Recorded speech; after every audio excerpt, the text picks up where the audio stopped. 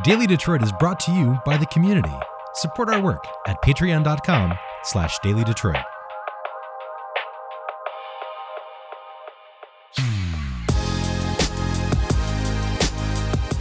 Mortgages are scarce in the city of Detroit. There are nearly 700,000 people here, but last year, less than 1,700 mortgages were written within our 139 square miles. Detroit, home to mortgage giants Quicken Loans and United Shore down the road, in many ways just isn't part of the financial system. It's kind of like if Detroiters had never bought the cars made by local companies like Ford and GM. And I say never because Detroit hasn't been a real part of the financial system due to systemic and institutional racism since World War II. How did we get here and what's next? We get insight from Wall Street Journal banking reporter Ben Eisen. His piece, A Broken Mortgage Market Strands Detroit's Black Residents, is putting a national focus on a problem that keeps opportunity limited for the people who live here. Plus, we'll get into the latest COVID-19 news and good results for General Motors. So welcome to your Daily Detroit for November 6th, 2020. I'm J.R. Stays, and let's just get started. Michigan crossed 200,000 coronavirus cases Friday, with more than 3,700 new reports. That goes along with 43 new deaths, bringing that grim total to more than 7,500 souls lost. Hospital capacity is shrinking quickly statewide. There are more than 2,400 people hospitalized with suspected or confirmed COVID cases. And of 2,493 beds in intensive care units across the state, just 422 remain available. Michigan is the sixth fastest place in the nation that the coronavirus is spreading, according to new data from RT.live. And the incoming leader of the Republican-led Michigan State House has already doused hopes of the idea of a mask mandate floated by Governor Gretchen Whitmer earlier this week. Speaker-elect Jason Wentworth called the move a stunt since her administration imposed a mask rule through a public health order. Also in the state legislature, Michigan Senate Democratic leader Jim Ananich said late Friday that he has tested positive for COVID-19. Plus, the University of Michigan is changing course from the fall, now telling students to stay home for the winter semester. University President Dr. Mark Schlissel said that undergraduate students who don't need to be on campus should stay home for the winter semester and study remotely.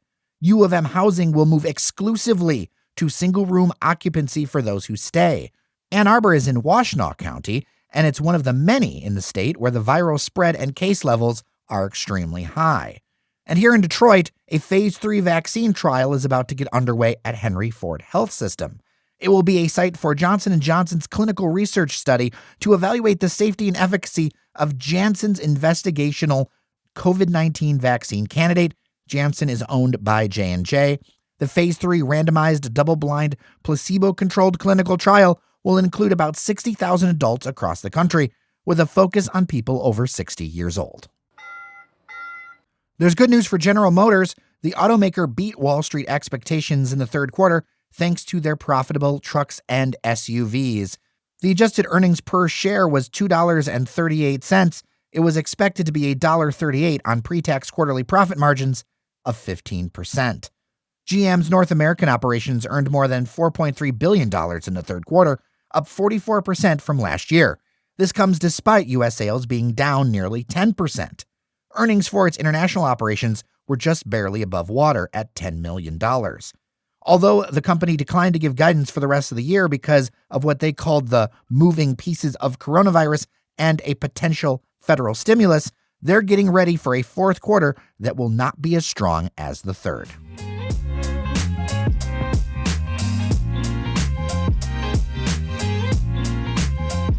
Joining me virtually is Ben Eisen. He's a reporter at the Wall Street Journal, and a recent story in that paper just really stuck with me for a multitude of reasons. The biggest thing, though, is that, this is a city in Detroit of nearly 700,000 people, and it saw barely 1,700 mortgages that were made last year. Ben, what drew you as a national reporter, as a reporter focused on banking, to look at the city of Detroit? Sure. Great to be here.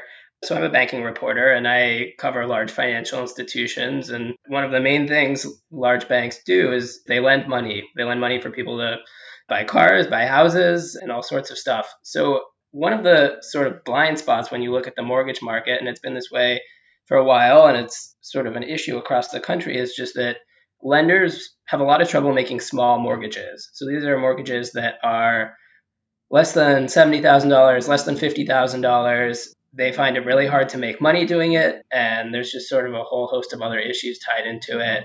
So it's something we've been following and looking at for the last year or so. And then when you sort of zoom in on where this is the biggest issue, it's a big issue across the Midwest. It's a big issue in the South. But when you look at Detroit, Detroit just sort of stands out as really this kind of mortgage desert. As you said, there's less than 1,700 mortgages made last year in Detroit, and that's an improvement in recent years. It stuck out to me that Detroit is sort of the kind of most extreme example of this issue of there being a lack of credit, and really made me want to kind of dig into it a bit more and understand really what are all the issues at play. And credit is obviously just one piece of it, but without credit, you starve entire neighborhoods. And that was something that we just found both interesting, but also just kind of an extreme example of something that's happening across the country. You talked to the folks at the Quicken Loans Foundation for your story. Longtime activists and advocates here in Detroit have taken a lot of shots at Quicken Loans, the company, who is based here, obviously. There's a lot of frustration around here for a number of reasons, including the feeling that if longtime residents want to buy a house with a mortgage, well, the door feels like it's being slammed in their face. Are there other solutions beyond the traditional market? Because if the banks can't make money, they won't give out loans. How do we bridge this gap? Quicken definitely sort of has an outsized presence in the city and, as you said, kind of an easy target. There's just so many issues that tie together with the lack of credit. The low values of the properties, a lot of them are in disrepair. It makes it really hard to make a mortgage, and it's almost like having a functioning mortgage market in a city like Detroit is almost the end result. You have to solve all these other issues before you can actually start making mortgages. One of the main things is rehabilitating properties and getting some of the homes that are not livable more livable so that you can actually make a mortgage on them. And it's sort of this whole circular process in a way, right? It's a catch-22 of sorts. Well, and it's a catch-22 that's been going on for a long time. There are photos in this story, which I will link to in the show notes, but I recognize them. I see them. The cover photo is a neighborhood I know well on the border of Grosse Pointe and Detroit. There's a stark difference between the home values there. There's a few photos in there. It's funny. As I go through this story, I can recognize some of these houses and where they're at. With so many issues at play, I guess there's the frustration of, and there's a statistic that you talk about, that basically white people who make up 10% of the city's population are getting 39% of the mortgages, and black people make up 80% of the population and got 51% of the city's mortgages.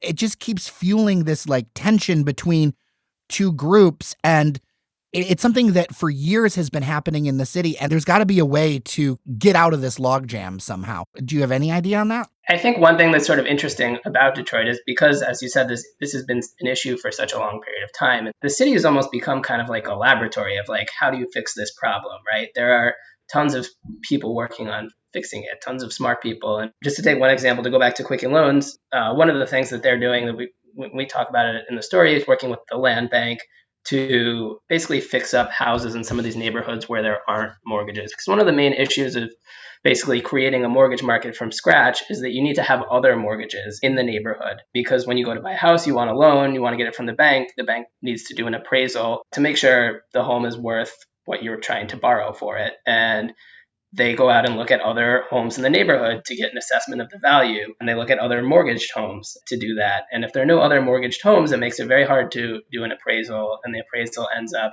showing that the value of the home is a lot less than what you're paying for it. And then the mortgage kind of falls through because of that. So what the land bank and Quicken are doing is fixing up some of these houses and, sort of eating whatever additional costs beyond what they recoup for it. And then basically making them into properties that can be mortgaged. And once you have like one mortgage or two mortgages or three mortgages, hopefully you get more, right? You can fix up more properties. You can have basically these comps, as appraisers would call them, in order to make a mortgage. And it very much remains to be seen whether that's going to work. And it's definitely a piece by piece process, but it's sort of, I guess, one blueprint for a solution that could make some progress here. A large number of the homes that are sold in Detroit are paid for with cash. How does that distort the market? You end up having a lot of investors that come in. They buy up properties and might re-rent them or sell them through like a seller financing mechanism. And some of that can lead to a lot of trouble because the people who have the cash to buy them are people that are trying to make a quick buck. But that said, if you are looking to buy a home and you want to fix it up yourself or you have the cash to fix it up, it is very doable.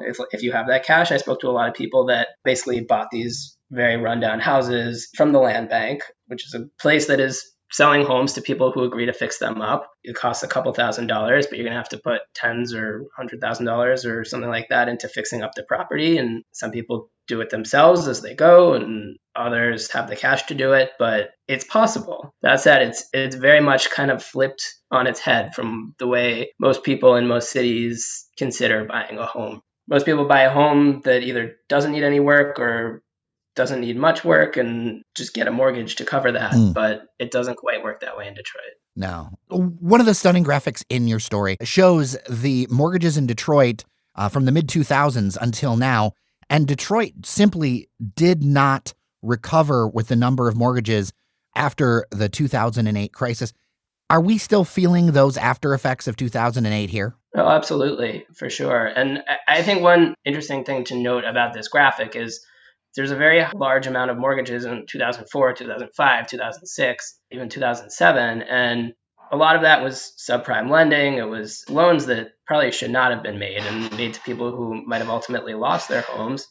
And it brings up this point that not all mortgages are good mortgages, right? There has been a lot of predatory lending in the city.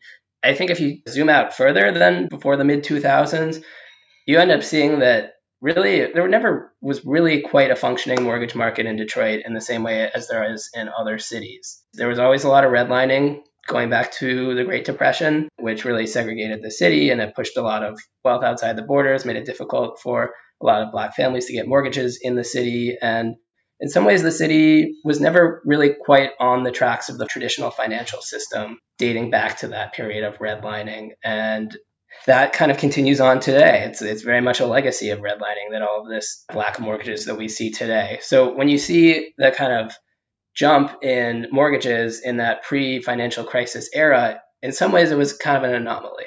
Yeah, because a lot of the pushback that we've gotten over the years talking around mortgages and things like that is that, well, the system is fine now. Like, the rules are better now. But it's been clear to me that wealth has institutional and legacy reverberations, generational reverberations, that if you didn't have access to have a home or build wealth, it snowballs on for children and their children's children. Am I on the right track with that, or am I missing it?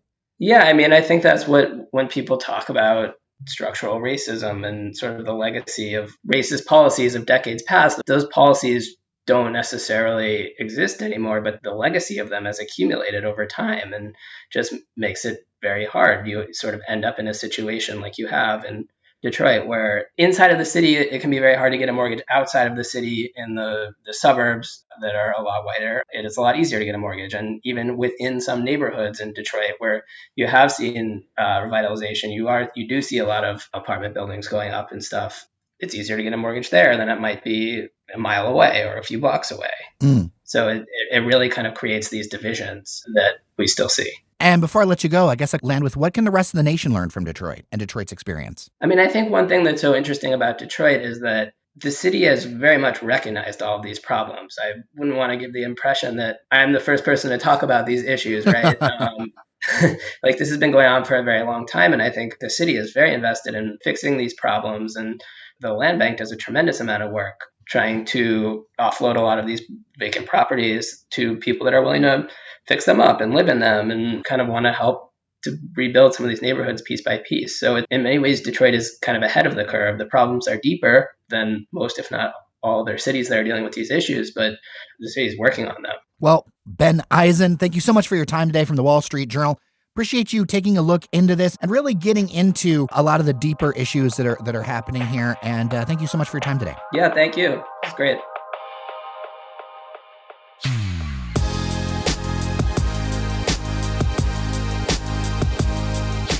Of course, I will put a link in the show notes to the Wall Street Journal story, A Broken Mortgage Market Strands Detroit's Black Residents. You know what? Thank you so much for listening today. It has been a crazy week. Normally I would do thank yous, but we've got a bonus episode coming for you this weekend with Steve Freese. Now that we'll know a little bit more of what's happening with the election and all the things like that. So I'll say my thanks there. But of course, thanks to you for listening. With that, I'm Jer Stays. Take care of each other, and I'll see you around Detroit with a mask on.